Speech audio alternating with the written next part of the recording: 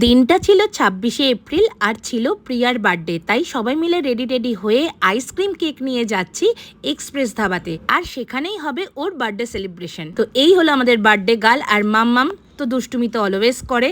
আর এই আইসক্রিম কেকটা নিয়ে যা হচ্ছিল না, কি আর বলবো, খুলতে না খুলতেই মাম্মাম আগে ঝাঁপিয়ে পড়লো কেকের ওপর। এদিকে কোনো মোমবাতি না থাকায় লাস্টে দেশলাইতেই ফু দিয়ে কেক কাটা হলো, কেক খাওয়ানোও হলো।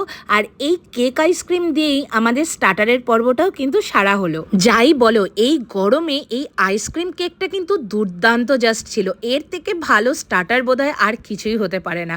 যাই হোক, মেন কোর্সেও ছিল অনেক কিছু, মিক্সড ফ্রাইড রাইস, চিকেন টিক্কা মশালা, আর ছিল বাটার নান, আর স্যালাড, আর তার সাথে কোল্ড ড্রিঙ্কস তো ছিলই। তারপর খাওয়া দাওয়া করে মামাম একটু দুষ্টুমিও করে নিল, আর তার সাথে কিছু পোজ দিয়ে ছবিও তুলে নিল।